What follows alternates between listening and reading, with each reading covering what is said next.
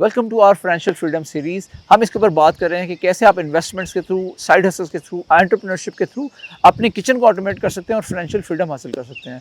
अभी तक हमने आपको बताया है कि कैसे अगर आपके पास एक लो फंड्स और इन्वेस्टमेंट्स के लिए अवेलेबल हों तो उनसे आप कैसे इन्वेस्टमेंट करके अपना जर्नी स्टार्ट कर सकते हैं। अगर आपके पास फंड्स मौजूद हैं तब आपने कैसे इन्वेस्ट करना है, तो मेरी आपको स्ट्रांगली रिकमेंडेशन ये होगी कि आप उसको रियल एस्टेट में इन्वेस्ट करें। और जैसा कि आप स्क्रीन पे देख सकते हैं कि रियल एस्टेट, कमर्शियल और रेजिडेंशियल को मिला के दुनिया में इन्वेस्टमेंट्स $615 ट्रिलियन हैं।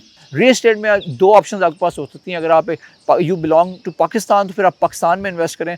अगर आपके पास यूके में आप मौजूद हैं या किसी और फॉरेन कंट्री में रहते हैं तो वहाँ की रियल एस्टेट में भी आपको थॉरली रिसर्च करनी चाहिए कि उसमें भी आप इन्वेस्ट करके एक अच्छा रिटर्न बना सकते हैं। अब इसमें दो तरह की इन्वेस्टमेंट्स होती हैं। यूजली एक तो होती है कि आप फुल फ्लैज अप फ्रंट करके उसको इन्वेस्ट करके बाय कर लेते हैं, लेकिन कुछ सालों में इसका रिटर्न आपके सामने आता है। एक चीज़ वो होती है जो 2-3 ईयर्स या 5 ईयर्स में लॉन्ग टर्म ट्रांसलेट होती है और आपको उसका गेन 5 ईयर्स के बाद मिलता है। So always keep that perspective in mind, जो मैंने पहले भी आपसे शेयर किया कि एक लॉन्ग टर्म पर्सपेक्टिव होना चाहिए कि आप जब भी इन्वेस्टमेंट करें उसका होराइजन क्लियर रखेंगे। 2 to 5 ईयर्स का माइंड में होना चाहिए। 2 to 3 ईयर्स के लिए कर रहे हैं, 5 to 10 ईयर्स के लिए कर रहे हैं, तो ये चीज़ आपको you will have clearer set of expectations कि आपको रिटर्न कब मिलेगा। सो ये बहुत ज़रूरी है। So keep that in mind.